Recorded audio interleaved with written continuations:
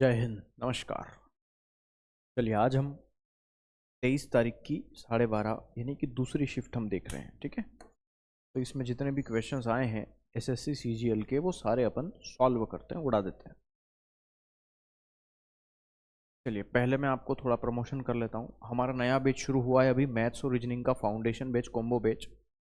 अगर आप शुरुआत से मैथ्स और रीजनिंग पढ़ना चाहते हो तो ये अभी 4-5 दिन हुए हैं इसको शुरू हुए, आप इसमें ज्वाइन हो सकते हो। ये लेटेस्ट बैच है, 2 साल के लिए आपको मात्र 599 रुपये में ये बैच पूरा मिल जाएगा। ठीक है, बाकी एसएससी के बैच हैं, व्यापम के बैच हैं और रेलवे वगैरह के बहुत सारे और बैचेस हमारे पास है। हम इतनी सारे एग्जाम्स के क्वेश्चन सॉल्व करवा चुके हैं और इनका विद सॉल्यूशन जो पीडीएफ है वो इन इन कोर्सेज में अपलोड करवा भी चुके हैं। ठीक है तो आपको ये सारा सॉल्यूशन मिल जाएगा इन सबका। ठीक है, पीडीएफ सॉल्यूशन, वीडियो तो यूट्यूब पे फ्री है। 3 पाइप है PQR, एक टैंक को भरने में 4 घंटे लेते हैं। तो मैंने कहा ये P है, ये Q है, ये R है। अगर PQR किसी टंकी को 4 घंटे में भर रहे हैं, है ना, तीनों को खोला गया है और 3 घंटे बाद P को बंद कर दिया, तो मैंने कहा एक काम करते हैं, 4 से कटने वाली कोई भी वैल्यू मान लेता हूं मैं। 4 से 40 कटता है मान लो, तो माना टंकी की धारिता कितनी है, 40 लीटर है। टंकी की कैपेसिटी मान ली 40 लीटर है। ठीक है, ये 40 लीटर मैंने क्या करा, मान लिया, ये माना मैंने। क्लियर है, माना 40 लीटर की टंकी है। तो अगर ये 4 घंटे में 40 लीटर भरेगा तो 1 घंटे में कितना भरेगा, 10 लीटर। ठीक है, ये मैंने एक एफिशिएंसी मान ली कि भैया तीनों मिलके 10 लीटर प्रति घंटे भरते हैं, ऐसा मैंने मान लिया है। ठीक है, अब ये बोल रहा है कि तीनों ने मिलके कितनी देर तक भरा है, 3 घंटे के बाद पी को बंद कर दिया, यानी कि तीनों मिलके 3 घंटे चले। तो 1 घंटे में 10 लीटर भरेंगे तो 3 घंटे में 30 लीटर भर देंगे ये। तो 40 में से 30 लीटर भरा जा चुका है, अभी 10 लीटर और शेष है। इस 10 लीटर को भरने के लिए Q और R इस शेष टंकी को 2 घंटे में भरते हैं। तो 2 घंटे में Q और R ने 2 घंटे में 10 लीटर भरा, तो 1 घंटे में कितना लीटर भरेंगे, ये 5 लीटर, यानी कि 5 लीटर प्रति घंटे भर दिया इन्होंने, Q और R ने। तो अगर P अकेला इसको भरेगा तो कितने समय में भर सकता है। तो मैंने कहा देखो PQR तीनों की क्षमता 10 लीटर प्रति घंटे पानी दूध जो भी है, पानी दूध जो भी है भरने की। ठीक है, तो Q और R की एफिशिएंसी कितनी आ गई, 5। तो 10 में से 5 अगर Q और R की एफिशिएंसी है तो P की एफिशिएंसी 5 बची। अब अगर P 5 लीटर पर घंटे भर रहा है और भरना है 40 लीटर, तो 40 भरना है और वो 5 भरेगा, तो बताओ 8 घंटे में क्या वो पूरी टंकी को भर सकता है क्या। तो 8 घंटे मेरा आंसर आ जाएगा ऑप्शन नंबर डी। एक मोटर बोट है स्थिर जल में, उसकी चाल 15 है, धारा के अनुकूल 50 जाने में और वापस आने में 7.5 घंटे लग रहे हैं उसको। धारा की चाल बताओ। देखो स्थिर जल में चाल है 15, तो अगर 50 किलोमीटर धारा के अनुकूल गई है तो वापस भी आएगी, तो गई है 50 तो आएगी भी 50। ठीक है, लेकिन एक बार जाएगी डाउन स्ट्रीम में, एक बार आएगी अप स्ट्रीम में, और जो टोटल टाइम लगा है वो 7.5 घंटे का लगा है, 7.5 आवर्स का जाने और आने में। अब जाएंगे तो चाल जुड़ेगी, आएंगे तो चाल घटेगी, ऐसा मैं मान लेता हूँ। तो नाव की चाल तो 15 है, धारा की चाल हमें नहीं दे रखी है, वो ऑप्शन से ले लेता हूँ मैं। भाई धारा की चाल वाई मान लेता हूँ मैं, चलो, या एक है ना, वाई मान लेता हूँ, और ये 15 माइनस वाई हो गई। ठीक है, तो ये डाउन स्ट्रीम था तो जुड़ गई, अप स्ट्रीम था तो घट गई। मैंने पुट किया ऑप्शन से कि y बराबर कितना है, 5 है। आप ऑप्शन से पुट कर देना वैल्यूज, y बराबर 5 पुट करोगे तो ये 50 बटे कितना आ गया, 15 और 5 20 आ जाएगा, है ना। ये कितना आएगा, 50 बटे 15 माइनस 5 यानी कि 10 आ गया। तो ये कितना आया, 2.5 घंटे यहाँ पे आ गए। 5 देखो 0 0 कटेगा, 5 का आधा 2.5 घंटे, और 5 में 10 से कटेगा तो 5 घंटे।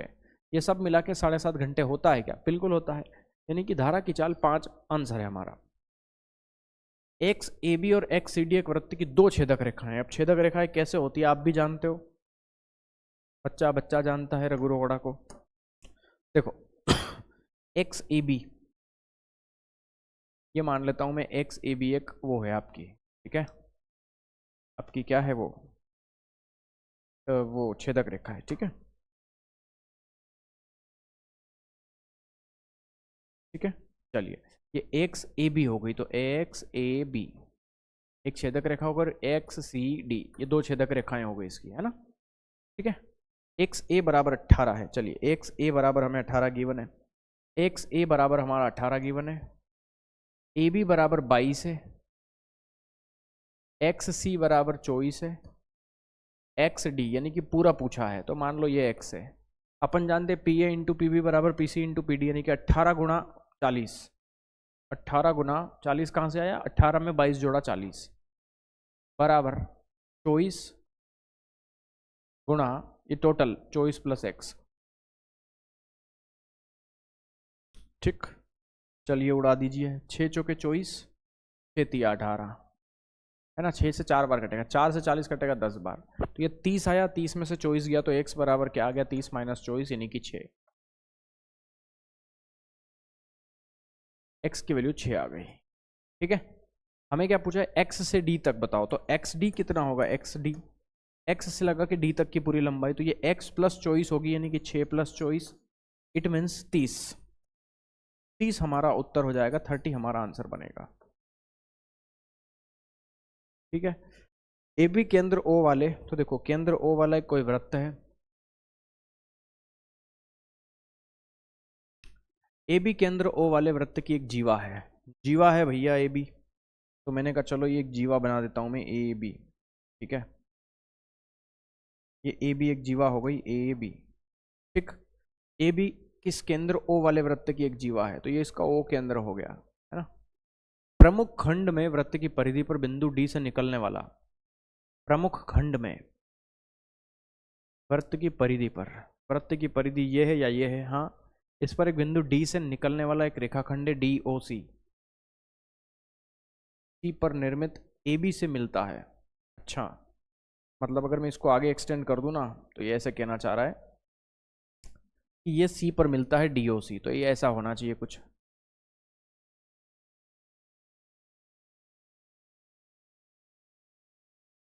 है ना, ए बी ये सी और ये डी हो गया, तो डी ओ सी भी हो गया, देखो D O C A B से मिलता है सी पर, है ना। ठीक है, बी सी बराबर ओ डी गिवन है हमें, चलो तो ये बी से सी की लेंथ है ना, ये ओ डी के बराबर है, ओ डी के बराबर, इसके बराबर है। अब देखो ये केंद्र है वृत्त का, तो ये त्रिज्या हो गई, यहाँ से यहाँ तक मिलाऊंगा तो ये भी त्रिज्या है, यहाँ से यहाँ तक मिलाऊंगा तो ये भी त्रिज्या है, तो ये सब बराबर है, अगर ये त्रिज्या है तो ये इसके बराबर, ये इसके बराबर, और ये दोनों ऑलरेडी इसके बराबर थी, तो ये सब भुजाएं बराबर हो गई। हमें एंगल बी सी ओ 30 दे रखा है, बी सी ओ, बी सी ओ, बी सी ओ, ये वाला एंगल कितना दे रखा है 30 डिग्री, ये वाला एंगल 30 डिग्री दे रखा है। ठीक, अब मुझे बताओ ये दो भुजाएं बराबर है, तो इनके आमने सामने के कोण भी बराबर होंगे, ये भी 30 बन जाएगा। ठीक है, और ये 30 ये 30 60, तो ये कितना बनेगा 120, क्योंकि तीनों कोणों का योग 180 होंगे इस त्रिभुज के, और ये 120 है, तो ये इधर कितना बनेगा, अंदर अंदर बनेगा ये 60, क्योंकि ये सरल रेखा है, सरल रेखा पे पूरा एंगल 180 का बनता है, तो ये 120 या 60। अब देखो ये दो भुजाएं बराबर, तो इस भुजा के सामने 60 है, तो इस भुजा के सामने यहाँ पे भी 60 बनेगा। ठीक है ना, तो ये 60 ये 60, तो क्या ये भी 60 बनेगा क्या? आपसे क्या पूछा है, ए ओ डी बताइए, ए ओ डी ये वाला एंगल पूछा है।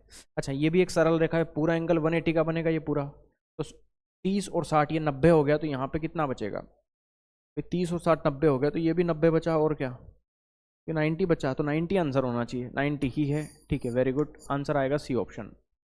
सबसे लंबी जीवा और वृत्त के केंद्र के बीच की दूरी, तो देखो जीवा बनानी है, सबसे लंबी जीवा, सबसे लंबी जीवा बोला है इसने, सबसे लंबी जीवा क्या होती है भैया, सबसे लंबी जीवा होती है उसका व्यास। ठीक है, ये सबसे लंबी जीवा है तो ये केंद्र से क्या बोला है, सबसे लंबी जीवा और वृत्त के केंद्र के बीच की दूरी, सुनिएगा, हाँ वही तो कह रहा हूँ यार, कुछ समझ में नहीं आ रहा था। ठीक है, ये देखो ये वृत्त का केंद्र है और सबसे लंबी जीवा, भाई हम जानते हैं जो जीवा है वो केंद्र से ही होके गुजरती है, तो सबसे लंबी जीवा केंद्र से होके ही गुजरती है, तो उन दोनों के बीच में कोई डिस्टेंस होगा ही नहीं, जीरो डिस्टेंस होगा, तो शून्य के बराबर होगा। किसी त्रिभुज की माध्यिकाएं बराबर हैं, तो वो त्रिभुज कौन सा होगा, समबाहु त्रिभुज होगा, बिल्कुल सही भाई, तीन भुजाएं बराबर और तीनों माध्यिकाएं बराबर उसी में होती है, और क्या। आप भी जानते हो यार, बच्चा बच्चा जानता है कि ये भाई एक इक्विलेटरल ट्रायंगल है, अगर ये समबाहु त्रिभुज है ना, तो ये माध्यिका जैसे आप खींचोगे तो ये वाला पार्ट इस वाले पार्ट के बराबर, ये वाला पार्ट इसके बराबर, दूसरी माध्यिका खींचते ही ये वाला पार्ट इस वाले पार्ट के बराबर, तीसरी माध्यिका खींचते ही ये वाला पार्ट इस वाले पार्ट के बराबर होता है। ये कहाँ पे होता है, केवल समबाहु त्रिभुज में ही संभव है। ठीक है, जिसमें चारों केंद्र इसी बिंदु पे लाई करते हैं, तो ये केवल समबाहु त्रिभुज में होता है। ये प्रॉपर्टी पता होगी तभी बता पाएंगे ये चीज। चलिए आपसे पूछे 9 4 9 और 16 का कौन सा चौथा अनुपाती बताना है। तो चौथा अनुपाती क्या होता है भाई, आप किसी भी चीज़ का चौथा अनुपाती कैसे निकालते हो, इन दोनों का रेशो ए और बी का रेशो बराबर होता है सी और डी के रेशो के, अपन जानते हैं। अपने को क्या चाहिए यहाँ पे, चौथा अनुपाती क्या होगा। तो चौथा अनुपाती अगर मैं x मान लूँ यहाँ पे, तो मुझे ये x निकालना है। तो अगर मुझे x की वैल्यू कभी भी निकालनी पड़े तो वो किसके बराबर होगी भाई, वो होगी b इंटू सी बटे ए के। तो x बराबर क्या होता है, बी सी बटा ए। ये रिजल्ट याद रखिएगा हमेशा आप, ठीक है। चौथा अनुपाती अपन ऐसे निकालते हैं, मतलब लास्ट वाले दोनों का मल्टीप्लाई करके फर्स्ट वाले से डिवाइड करते हैं। तो 9 इंटू 16 कर दीजिए और डिवाइड बाय 4 कर दीजिए। तो 4 से 16 कटेगा 4 बार, तो 9 चौके 36 आंसर आना चाहिए आपका। 36 आपका आंसर हो जाएगा, ऑप्शन नंबर डी। एक कमरे की लंबाई चौड़ाई ऊंचाई 15 9 और 5 है, ठीक है। पेंट के एक डिब्बे से 40 वर्ग मीटर एरिया पेंट किया जा सकता है। केवल कमरे की दीवारों को पेंट करना है तो कितने डिब्बे लगेंगे। बेसिक क्वेश्चन है। अगर आप कमरे की दीवारों को पेंट करना चाह रहे हो तो कमरे में कितनी 6 दीवारें होंगी, छत वत मिला के, छत फर्श और 4 दीवारें मिला के 6। तो कमरे का क्या बोल सकते हैं, 4 दीवारों का एरिया, चारों दीवारों का क्षेत्रफल क्या होता है, 2 गुना लंबाई प्लस चौड़ाई इंटू ऊंचाई, है ना, ठीक है ना। 2 गुना लंबाई प्लस चौड़ाई इंटू ऊंचाई, है ना। तो ये अपना वो टोटल एरिया है जहाँ पे कलर करना है। तो 2 गुना L B, L plus B, लंबाई प्लस चौड़ाई, 15 और 9 कितना होता है, 24 होता है, इंटू ऊंचाई कितनी है, 5 है। तो देखो ये 5 दूनी 10 इंटू 24 240। ये टोटल एरिया आ गया, ये टोटल एरिया आ गया जिसपे हमें कलर करना है। अब मुझे एक बात बताओ, आपके पास जो पेंट का एक डिब्बा है उससे 40 वर्ग मीटर एरिया कवर होता है। तो अगर 240 को कलर करना है, 240 स्क्वायर मीटर को, है ना, 240, ये सब लंबाई में मीटर में है, ये मीटर स्क्वायर, एरिया हमेशा मीटर स्क्वायर में आता है और क्या, ठीक है। तो अगर 240 मीटर स्क्वायर को पेंट करना है और आपके पास जो डिब्बा है उससे 40 वर्ग मीटर ही पेंट होता है, तो बताओ ऐसे डिब्बों की संख्या कितनी होगी, बताओ संख्या कितनी होगी डिब्बों की। तो बताओ 40 छंग 240, 6 डिब्बे चाहिए अपने को, 6 डिब्बे, बिल्कुल सही। तो 6 डिब्बे लगेंगे, आंसर आ जाएगा आपका। एक राशि 8 साल में उस राशि का 3/5 हो जाती है। मान लो ये प्रिंसिपल है, ये सिंपल इंटरेस्ट है। अगर प्रिंसिपल को मैं 100 रुपये मान लूँ तो साधारण ब्याज उसका 3/5 मतलब 60% हो जाएगा। सिंपल इंटरेस्ट 60 रुपये हो गया। तो आप बताओ 8 साल में, समझना यहाँ पे, 100 रुपये 60 रुपये हो गए तो ब्याज 60 रुपये का आया। 60 रुपये का ब्याज आया है, 100 रुपये पे आने वाला ब्याज ये प्रभावी ब्याज है। तो ये रेट और टाइम का मल्टीप्लाई करने पे आता है 60, है ना। तो टाइम तो हमें 8 साल दे रखा है, रेट हमें नहीं पता, तो किसमें 8 का गुणा करें कि 60 आ जाए, भाई नहीं पता। तो मल्टीप्लाई करो फटाफट, देखो डिवाइड करो, 4 दूनी 8, 4 से कटेगा 15 बार और 2 से कटेगा ये 7.5 बार। तो रेट ऑफ इंटरेस्ट 7.5% आ जाएगी आपकी, 7.5% आंसर आएगा, ऑप्शन नंबर दूसरा। ये देखो यहाँ पे ये 25 है, ये 25 आ गया ब्रैकेट में, ये 18 और माइनस, देखो 9 में भाग दिया 3 का तो 3 आया, 3 चौके ये 12 आ गया। तो देखो 18 में से 12 आ गया तो 6 आएगा, और 6 इंटू 25 150 होता है। आए, अच्छा माइनस है यहाँ पे, हाँ वही तो मैं कह रहा हूँ, ये 25 और माइनस है यार, मैंने इंटू कर दिया। तो 25 माइनस 6 यानी कि 19 आ जाएगा। 2 उम्मीदवारों के बीच एक चुनाव में पी को कुल पड़े वैध मतों का 42% मिला, क्यू को इतने मतों से जीत हासिल की, 20% लोगों ने वोट नहीं डाला, डाले गए 10% वोट आपके इनवैलिड हो गए, टोटल लोग कितने थे। भाई मान लो टोटल लोग किसी चुनाव में एक्स थे, उसमें से 10% क्या है, 20% लोगों ने वोट नहीं डाला। तो 20% लोगों ने वोट नहीं डाला तो 80% लोगों ने वोट डाला, 80% होता है 4/5, उसमें से भी 10% इनवैलिड हो गए तो बचे कितने, 90% लोग। अब ये वो वैलिड वोट है, खाली वैध मत है अभी। अब इन वैध मत का कुल पड़े वैध मत का पी को 42% मिला, तो देखो पी को कितना मिला, 42%, है ना। और क्यू इतने मतों से जीत गया, तो क्यू को कितने मिले होंगे, भाई क्यू को मिले होंगे 58%, है ना। तो अभी तो 100% होंगे। तो क्यू कितने वोट से जीता है भाई, देखो 1 और 6, 16% वोट से जीता है ना, 16% वोट ज़्यादा लाया है क्यू। यानी कि इन टोटल वैलिड वोट्स का 16% जो वोट हैं वही हमारे क्या 45,360 के बराबर है क्या। इसको उड़ा दीजिए जरा, उड़ता है तो। मैंने कहा बिल्कुल उड़ेगा, क्यों नहीं उड़ेगा। देखो 4 इंटू 4 16, 4 इंटू 100 25, 25 4 इंटू 25 100, आप देखोगे और कुछ कट रहा है क्या? मैंने कहा उड़ा देंगे, देखो उड़ा दो। 9 से काट दो, 9 पंजे 45, 9 चौके 36 और ये 0। 4 से काट दो, 4 एकम 4, 5, 4 दूनी 8, 2, 4 छंग 24, 0 60 है। फिर 4 से कटेगा तो ये 4 से फिर कटेगा, 4 तिया 12, 4 से 15 बार कटेगा ये, ठीक है। ये कितना है? 25 पंजे 125 और इंटू 10 1250। 1250 का गुणा 315 में है, तो x बराबर 1250 इंटू 315, ठीक है। चलो मल्टीप्लाई करो, देखो ये 0 तो आएगा ही आएगा इकाई में, ये 15 है, 15 पंजे 75, 75 भी आएगा, या 50 तो आना ही आना है ना कम से कम। तो 50 कहाँ पे है? एक ही ऑप्शन है इसमें 50 है, तो ये आंसर आएगा ऑप्शन नंबर डी हमारा, है ना। तो 39 37 50, 39 37 50, ठीक है। 55 वस्तुओं का एमआरपी 99 वस्तुओं के कॉस्ट प्राइस के बराबर है।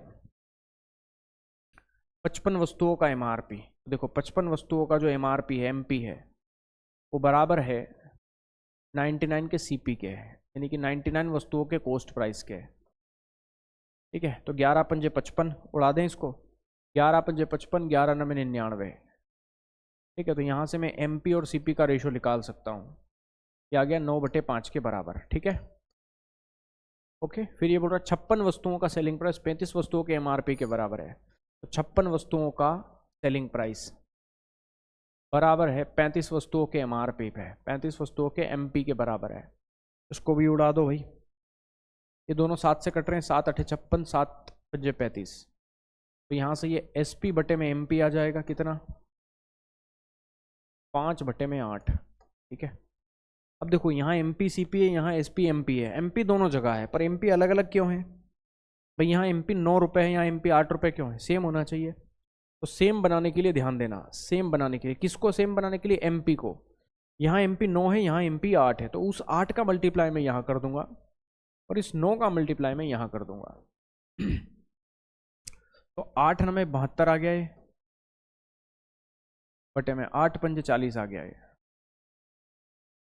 9 पंजे 45 आ गया ये, 9 8 72 आ गया ये।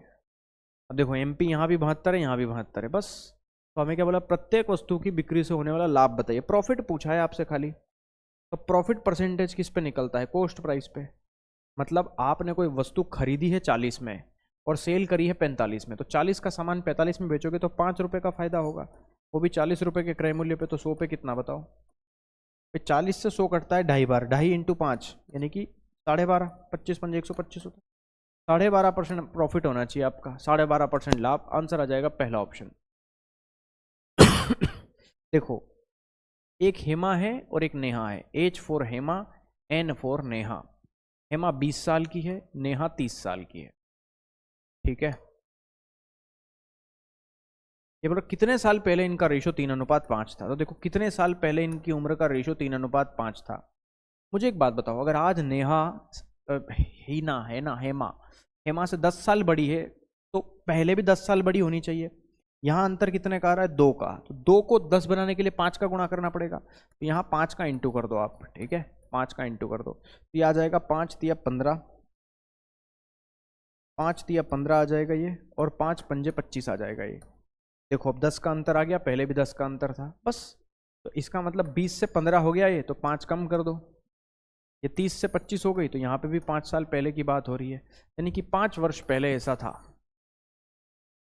पानी और आम के सांद्रण पानी और आम के सांद्रण को 9:7 में मिला के आम का जूस बनाया गया। यदि 160 लीटर आम के जूस में x लीटर पानी मिलाया, 3x लीटर आम का सांद्रण मिलाया, तो नया रेशो ये हो गया। आम के नए जूस की मात्रा क्या है? बेसिक क्वेश्चन है। देखो पानी और आम है, वाटर एंड मैंगो, तो ये वाटर आ गया और ये M फॉर मैंगो आ गया। अब ये 9:7 में है और ये बोल रहा है 160 लीटर का जूस बनाना है, तो अगर 9:7 में है, देखो ये 9:7 में है, 9 और 7 होता है 16, 16 को 160 बनाना है, 10 गुणा करना पड़ेगा। 10 गुणा करने के लिए मुझे इसको 10 से गुणा, इसको 10 से गुणा करना पड़ेगा।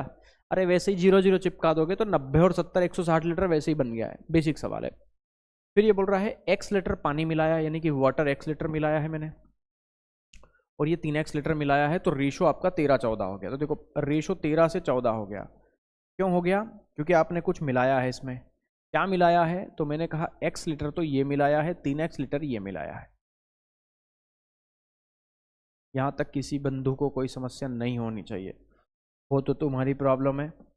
आप एक काम करो, क्रॉस प्रोडक्ट लगा दो, यहाँ इसका मल्टीप्लाई, यहाँ इसका मल्टीप्लाई, यहाँ इसका मल्टीप्लाई, यहाँ इसका मल्टीप्लाई। देखो 14 में कितना आएगा भाई? 0। या यहाँ देखो ना, 13 तिया 39x, 39x माइनस 14x, अंतर ले लो, बराबर 14 में कितना आएगा? ये 0 आ गया, 9 चौके 36, 9 एकम 12, 14 में 126। ठीक है, ठीक है, 13 से 91, 910 आ गया ये। यहाँ अंतर कितने का आएगा भैया? आ गया 25x, है ना, और ये कितना आ गया? 50, 60 10 50, और ये 350। तो x बराबर कितना आएगा? 25 से कट रहा है, हाँ, 25 से कम 25, 25 चौके 100, x बराबर 14 आ गया। ठीक है, चलिए x बराबर कितना आ गया? 14 आ गया है। ठीक है, हमें बोल रहा है आम के नए जूस की मात्रा क्या है। तो देखो, पहले आम का जूस 160 लीटर था, उसमें x लीटर पानी मिलाया, 3x लीटर आपने आम का रस मिलाया, तो ये हो गया 160 प्लस 4x के बराबर। ये आ गया 160 प्लस 4 गुना x, x यानी कि 14, 14 चौके 56 आ गया ये आ गया 16 5 21 और 6 216 लीटर, यानी कि 216 आंसर आना चाहिए, बिल्कुल आना चाहिए, 216 आंसर आ जाएगा। 10 कुर्सी हैं, 6 मेज है। देखो ये तो आसान सा है ना, 10 कुर्सी है तो 10 कुर्सी है और 6 मेज है। ये कितने रुपए में आते हैं? ये आते हैं 5140 रुपए में, है ना, और 3 कुर्सी है और 2 मेज है, ये कितने में आते हैं? 1635 रुपए में। ठीक है, इसको 2 से काट दो, थोड़ी कैलकुलेशन कम पड़ जाएगी। इसका आधा करेंगे तो 5 आ जाएगा, इसका आधा करेंगे तो 3 आ जाएगा, इसका 5140 का आधा, 5140 का आधा कितना हो जाएगा? 2 से कटेगा 25 बार और ये 70 बार, 2570 आ जाएगा, ये 2570। ठीक है, अब देखो किसी को भी उड़ा दो।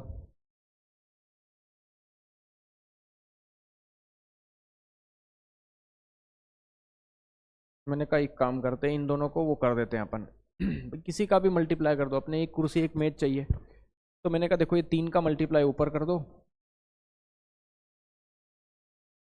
नहीं ऊपर 2 का मल्टीप्लाई कर दो, 2 का है ना, तो 2 का मल्टीप्लाई कर दो, नीचे 3 का मल्टीप्लाई कर दो। देखो ये 5 दूनी 10 और 3 तिया 9, 10 में से 9 गया तो एक कुर्सी बचेगी घटाने पे, और ये 2 तिया 6, 3 दूनी 6 कट जाएगा, तो एक कुर्सी कितने की बचेगी भाई? 2 का मल्टीप्लाई करो, इसका दोगुना करोगे तो वापस से 5140 आ जाएगा, उसमें से घटाना है 3 गुना 1635, 35 या 105 आ जाएगा, तो ये 05 आ गया, एक बचेगा, 16 3 48 और 49 4905, 10 माइनस 5 यानी कि 5 बचेगा, 4 माइनस 1 यानी कि 3 बचेगा, है ना, और 49 और 1 50, 135।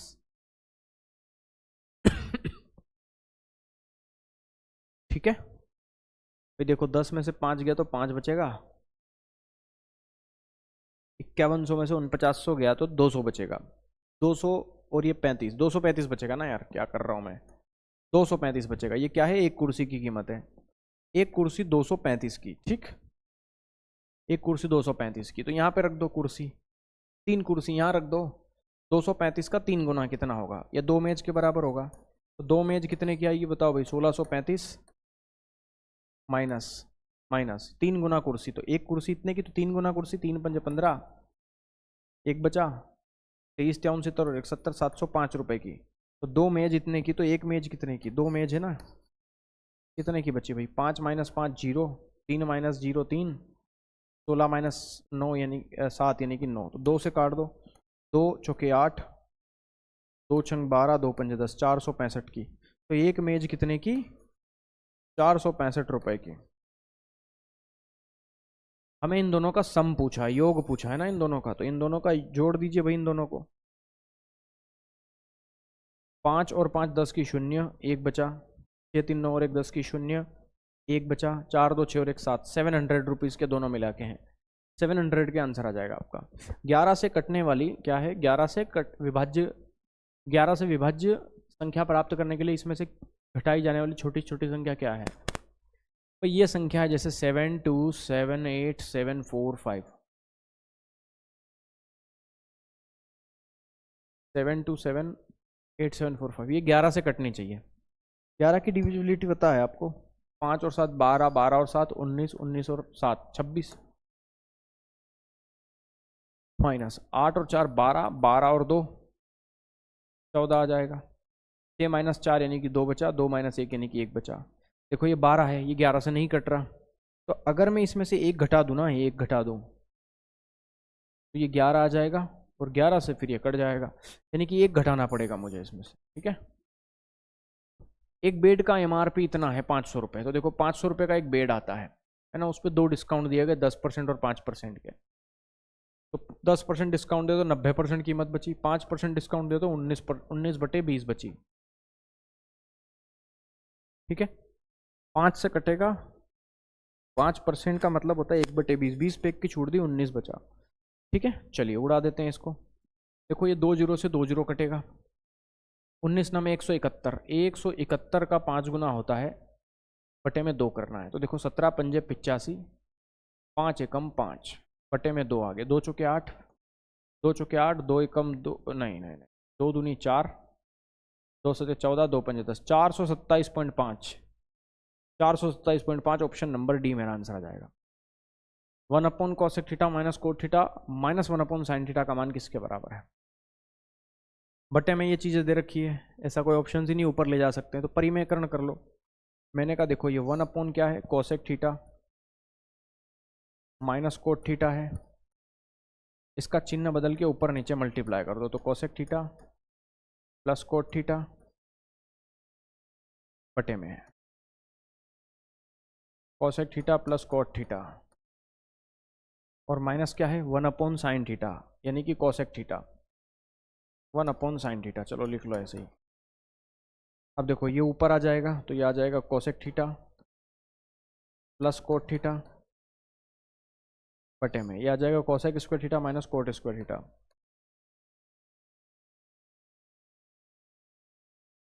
माइनस 1/sin थीटा होता है कोसेक थीटा,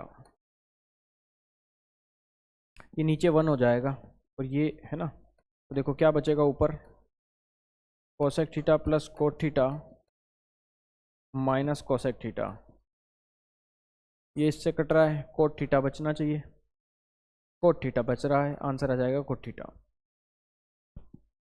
साइन ए माइनस कोस ए, साइन ए माइनस कोस ए बराबर है √3 माइनस √2/2। साइन ए इंटू कोस ए चाहिए, देखो जब भी साइन और कोस में दे रखा हो और साइन ए इंटू कोस ए चाहिए तो वर्ग करना है, क्योंकि वर्ग करने पे a का वर्ग प्लस b का वर्ग और माइनस का 2ab या प्लस का 2ab आएगा, ab मतलब दोनों का प्रोडक्ट आ जाएगा। आसान क्वेश्चन से आप वर्ग कर दीजिए, वर्ग, तो वर्ग किया, वर्ग है ना, वर्ग किया, स्क्वायरिंग ऑन बोथ साइड। ठीक है, वर्ग किया, तो a का स्क्वायर प्लस b का स्क्वायर और माइनस का 2ab, तो माइनस का 2 साइन ए कोस ए बराबर, इसका स्क्वायर करो तो a का स्क्वायर प्लस b का स्क्वायर माइनस 2ab बटे में 2 का स्क्वायर 4। क्लियर? इसकी वैल्यू क्या होती है भाई, अपन भी जानते हैं, बच्चा जानता है, 1, ये 1 है, इसको उठा के उधर फेंक दे, नहीं ये माइनस का बचेगा। एक काम करो, ये 1 है ना, 1 में से वो वाली वैल्यू इधर ले आओ, तो ये आ गया 5 माइनस का 2√6 बटे में 4 बराबर क्या आ गया, ये माइनस वाला उधर ले जाओ तो 2 साइन ए कोस है। 2 चाहिए नहीं चाहिए, मतलब 2 भी हटाना पड़ेगा, चलो देखते हैं। एक काम करो, 4 का मल्टीप्लाई यहाँ कर दो, तो ये आ गया 4 माइनस, अब माइनस का मल्टीप्लाई अंदर कर दो, तो माइनस का 5 माइनस माइनस प्लस का 2√6 बटे में कितना बचा 4, और ये 2 भी उठा के इधर ले आओ, तो 4 दूनी 8 हो गया। अलग से बता देता हूँ ताकि बाद में पता चले कि बाद में आया है। ठीक है, ये लो, और बराबर कितना है, साइन ए कोस है, बस ये आंसर आ जाएगा। 4 में से 5 गया तो माइनस का 1, 2√6 उसने आगे लिख दिया और कुछ नहीं, तो 2√6 आगे आ गया, 4 में से 5 गए तो माइनस का 1 बटे में 4 दूनी 8 आना चाहिए है। ये तो कॉपी पेस्ट है बिल्कुल, ठीक है। Cos A plus cos square ए बराबर 1 है, साइन स्क्वायर ए प्लस साइन की पावर 4 है। बेसिक सवाल है, हर साल आ रहा है। Cos A plus cos square ए 1 है, तो देखो ये कॉस ए लिखो ऐसा कि ऐसा, और ये इसको उठा के इधर ले आओ, तो ये 1 माइनस कॉस स्क्वायर ए आ गया। देखो ये कॉस ए है, इसके बराबर है ये 1 minus cos square theta sine square theta. अब आप देखो जरा, यहाँ पे आपसे पूछा क्या है, आपसे पूछा है साइन स्क्वायर ए प्लस साइन की पावर 4a, क्लियर, यही पूछा है। अब आप देखो यहाँ साइन स्क्वायर ए है, इसकी जगह अगर आप यहाँ कॉस ए लिख दोगे तो काम नहीं बनेगा। मैंने कहा एक काम करो, इसका वर्ग कर लो, वर्ग करो, वर्ग किया तो इधर इधर साइड आप वर्ग कर लो, तो ये आ जाएगा वर्ग करने पे कॉस स्क्वायर ए, और बराबर इधर वर्ग करोगे तो साइन की पावर 4a आ जाएगा, है ना। अब हम जानते हैं भैया कि ये इसके बराबर है, ठीक। तो साइन की घात 4a की जगह क्या मैं कॉस स्क्वायर लिख सकता हूँ क्या यहाँ पे? तो देखो ये है साइन स्क्वायर ए प्लस ये आ गया कॉस स्क्वायर ए, ये क्या होता है 1 होता है, sine square theta plus cos square theta 1, ये 1 आंसर आ जाएगा हमारा। a plus b plus c बराबर 0 है, a square plus B square plus 2ab। एक काम करो, ये क्या होता है देखो, a square plus B square plus 2ab, ये होता है a प्लस बी का होल स्क्वायर, है ना। तो यहाँ से a प्लस बी निकाल लो, तो ये जो a प्लस बी है वो किसके बराबर आएगा, प्लस का सी इधर जाएगा तो माइनस का सी आ जाएगा, वर्ग कर लो, तो वर्ग किया, वर्ग किया तो वर्ग करोगे तो ये क्या आ जाएगा, a प्लस बी का होल स्क्वायर बराबर माइनस सी का होल स्क्वायर। तो a प्लस बी का होल स्क्वायर क्या आएगा, a square plus B square plus 2ab, और बराबर में माइनस सी का स्क्वायर आ जाएगा, सी का स्क्वायर। तो ये हमारा आंसर आ जाएगा यहाँ पे, ठीक है। एक तरीका ये भी है, बाकी आप वैल्यू पुट भी कर सकते हो, ठीक है। एक दूसरा तरीका भी समझ लीजिए, जैसे अगर कभी करना पड़ जाए तो क्या करोगे, ये देखो जैसे यहाँ a plus b plus c बराबर 0 दे रखा है, a square plus B square plus c square plus 2ab पूछा है आपसे।